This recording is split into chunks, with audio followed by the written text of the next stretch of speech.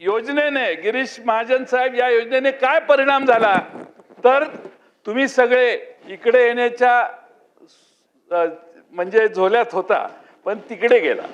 त्याला जो प्रमुख ज्याने हे तुम्हाला योजना आणायचं काम केलं त्या माणसावर अन्याय होतोय असं आता अलीकडे आम्हाला वाटायला लागले. त्यामुळं आता ते देसाई शंभूराजे काय म्हणतायत की 1 नंबरचा 2 नंबर जाईल तर 2 नंबरचा 1 नंबरही जाऊ शकतो. अध्यक्ष महोदय मंत्री महोदयांच्या उत्तरातच कबुली जबाब आहे. विधानसभेच्या निवडणुकीच्या आधी ज्या घोषणा केल्या त्यामध्ये दुसरा कोणताही लाभ घेतलेला नसला पाहिजे अशी कंडिशन होती का? मग होती तर ज्यांनी असा लाभ घेतला ते अधिक दोषी ठरतात आणि ते दोषी ठरत असतील तर त्यांचे पैसे परत घेण्यापुरतं हे मर्यादित प्रकरण राहणार नाही. तर त्यांना अशी सिच्युएशन असताना मी दुसरीकडून लाभ 500 रुपयाचा घेतोय आणि तरी मी तुमच्याकडून 1500 मागितले आणि ती कंडिशन असेल तर त्या सगळ्यांच्यावर तुम्ही गुन्हे दाखल करणार काय? असं व्हेरिफिकेशन न करणाऱ्या अधिकाऱ्यांच्यावर तुम्ही गुन्हे दाखल करणार काय? आणि तिसरं म्हणजे सन्माननीय एकनाथ शिंदे साहेबांनी काल परवा पेपरला मी काल वाचलं की लाडकी सून योजना चालू करायचं ठरवलेलं आहे. बरोबर आहे ना? लाडकी सून सुरक्षित सून सॉरी मी लाडकी आता लाडकं काय इलेक्शन असल्यामुळे लाडकं काय करायची गरज नाही तर सुरक्षित सून अशा योजनेचा समावेश. बरोबर आहे. मी पाठिंबा आहे तुम्हाला माझा कायम पाठिंबा आहे काय प्रॉब्लेमच नाही. त्यामुळं अशी नवी योजना करण्याच्या आधी अशा कंडिशन्स करा. पण पहिला प्रश्न माझा जो आहे की ज्यांनी असा चुकीचे फायदे घेतले पुरुषांची नावं देऊन तुम्ही आता काय म्हणताय केवायसी करतोय. केवायसी त्यांना अप्रूव्ह करण्याच्या आधीच तुम्ही करायला पाहिजे होतं. केवायसी आत्ता करायला लागला म्हणजे का तर तुम्हाला योजना जड जायला लागली. तुम्हाला ही योजना कमी करायची आहे तुम्हाला खर्च कमी करायचा आहे त्यामुळे तुम्ही हुडकायला लागल्या की कुणी डुप्लिकेशन झाले कुणी ज्यादा बेनिफिट घेतले आहेत कसे करायला लागले. तुम्हाला हे ज्या कंडिशन्स आहेत त्या नंतर आठवलेल्या आहेत. हे मुक्तपणाने आता मान्य करा आणि आपण आता नक्की कोणतं धोरण स्वीकारणार आहात आणि या सर्वांवर तुम्ही गुन्हे दाखल करणार का याचं उत्तर द्या. जयंत पाटील साहेबांनी या ठिकाणी ज्या बाबींचा म्हणजे उल्लेख या ठिकाणी केला मी सर्वात पहिला जो लाडकी बहीण योजनेचा शासन निर्णय काढला त्यामध्येच या सगळ्या बाबी समाविष्ट केलेल्या होत्या आणि साधारणपणे मी आपल्याला पुन्हा एकदा सभागृहाला माहिती देऊ इच्छिते की टोटल रजिस्ट्रेशन जे आलेलं होतं ते 2,63,83,000 होतं. त्यापैकी 2,43,42,936 म्हणजे जवळपास 20-22 लाख जे रजिस्ट्रेशन फॉर्म्स होते हे त्यावेळेला सुद्धा त्याचं रेक्टिफिकेशन झालेलं होतं. नाहीतर पहिल्याच ह्याला 2,63,00,000च लाभार्थी असते ते 2,43,00,000 होते म्हणजे 2.43 होते. म्हणजे व्हेरिफिकेशनची प्रोसिजर ही सुरू असताना साधारणपणे ऑक्टोबर नोव्हेंबर डिसेंबरच्या कालावधीमध्ये आचारसंहितेच्या कालावधीमध्ये पूर्ण स्क्रुटिनीची जी प्रोसिजर आहे ही त्या ठिकाणी स्थगित होती आणि त्याच्यानंतर जानेवारी महिन्यामध्ये ज्या वेळेला सगळ्या विभागांना आम्ही त्या संदर्भातलं खरं तर ऑक्टोबर महिन्यामध्येच त्या संदर्भातल्या सगळ्या विभागांना पत्र आम्ही क्रॉस व्हेरिफिकेशन डेटासाठी दिलं होतं कारण इतर विभागांचा डेटा हा आपण ॲक्सेस करू शकत नसतो एखादं डिपार्टमेंट. तर त्या ह्याच्यामध्ये जानेवारीमध्ये जशी त्यांच्याकडनं हा सगळा डेटा प्राप्त होत गेला त्या पद्धतीने याच्यामध्ये सुधारणाही केली गेली. आणि दुसरी महत्त्वाची गोष्ट म्हणजे जी ई-KYCची प्रक्रिया आहे साधारणपणे ई-KYCची प्रक्रिया डायरेक्ट DBT योजना ज्या वेगवेगळ्या खात्याकडून राबवल्या जातात ह्या सगळ्यामध्येच ई-KYCचं धोरण हे घेतलं जात असतं. पण ते घेत असताना काही 13-14 बाबींची त्याच्यामध्ये पूर्तता कॉम्प्लायन्स करावे लागत असतात. त्या दृष्टिकोनातून हा 7-8 महिन्याचा कालावधी जरी लागला तरी ज्या विभागाकडून आम्हाला जानेवारी महिन्यापासून डेटा मिळाला त्या पद्धतीनं त्याचं क्रॉस व्हेरिफिकेशनची सुरुवात केली. आजही ई-KYC प्रक्रिया करत असताना 31 डिसेंबरपर्यंत त्याची शेवटची मुदत आहे. पण साधारणपणे 1.25 कोटीपेक्षा अधिक महिलांची ई-KYC झालेली आहे. म्हणजे पुढच्या 15-20 दिवसाच्या कालावधीमध्ये पण जी लाभार्थ्यांची संख्या आहे त्यांना KYC करण्याच्या संदर्भामध्ये निवडणुकीचा विषयच नाही. खरं तर सन्मान्य सदस्यांनी सुरुवातीलाच उल्लेख केला की लाडकी बहीण योजनेला विरोध नाहीये. हा लाभ जो आहे हा माता भगिनींनाच मिळालेला आहे. काही ठिकाणी पहिल्यांदा लाडकी बहीण सारखी योजना ही महायुतीच्या सरकारने आणली. ती चांगल्या पद्धतीनं त्याचा लाभ हा पोचावा या दृष्टिकोनातून आम्ही काम करत आहोत. आणि मला सन्मान्य सदस्य महोदयांना सुद्धा, भास्करराव जाधव साहेब असतील आणि इतर सगळ्यांना सुद्धा सांगायचं आहे की या योजनेला 1 वर्षापेक्षा कमी कालावधी झालेला आहे आणि सर्वात जास्त लाभार्थी असणारी ही योजना, त्याच्यामुळे वर्षभराच्या कालावधीमध्ये याच्यामध्ये काही त्रुटी, सुधारणा ह्या सगळ्या बाबींवर आम्ही लक्ष केंद्रित करत आहोत. धन्यवाद.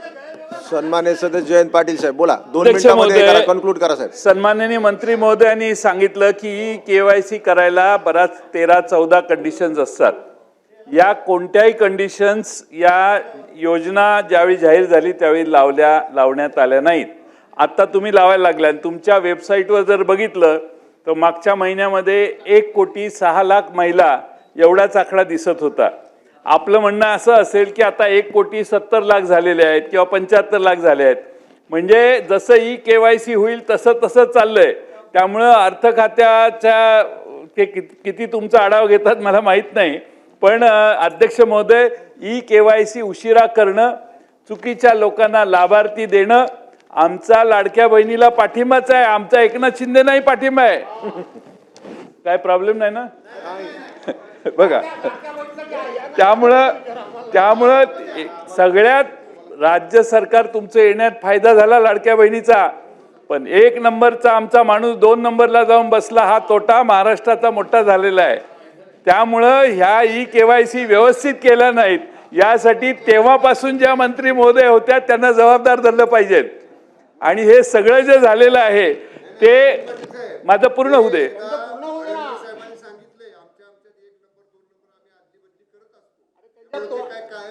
अध्यक्ष महोदय, एकनाथ शिंदे साहेब असल्याच लोकांनी तुमचं नुकसान केलेलं आहे. एकनाथ शिंदे साहेब असल्याच लोकांनी तुमचं नुकसान केलं. तुम्हाला ते सारखं समजावून सांगतायत, काय हरकत नाही.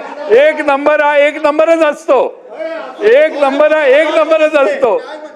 2 नंबरला चंद्रकांत बाबा काय बोलले, ठीक आहे. 2 नंबर बद्दल ते जरा आमचं अरे तुम्ही एकनाथरावांची माणसं एकनाथरावांबद्दल बोला. नाही अध्यक्ष महोदय, माझ्यावर अन्याय मला संरक्षण द्या. म्हणून माझा अध्यक्ष महोदय प्रश्नाला सन्माननीय मंत्री महोदयांनी उत्तर दिलं नाही की ज्यांनी चुकीची KYC भरली किंवा भरली नसेल त्यांच्यावर आपण गुन्हे दाखल करणार का. आणि दुसरा प्रश्न म्हणजे अध्यक्ष महोदय, या योजनेने गिरीश महाजन साहेब या योजनेने काय परिणाम झाला तर तुम्ही सगळे इकडे येण्याच्या म्हणजे झोल्यात होता पण तिकडे गेला. त्याला जो प्रमुख ज्याने हे तुम्हाला योजना आणायचं काम केलं त्या माणसावर अन्याय होतोय असं आता अलीकडे आम्हाला वाटायला लागले. त्यामुळं आता ते देसाई शंभूराजे काय म्हणतायत की 1 नंबरचा 2 नंबर जाईल तर 2 नंबरचा 1 नंबरही जाऊ शकतो. ते आता 1 नंबर इथं नाहीये म्हणून असं तुम्ही म्हणताय. त्यामुळे 2 नंबरचा माणूस 1 नंबरला जाणार आहे या 5 वर्षात, एवढं तुम्ही जाहीर करा. आमचं काही म्हणणं नाही. अजून डबल 1500चा 2100, हा शेवटचा प्रश्न, 1500चा रक्कम 2100 कधी करणार हे आम्हाला जाहीर करा. सन्मान्य सदस्य नाना पटोले साहेब बोला.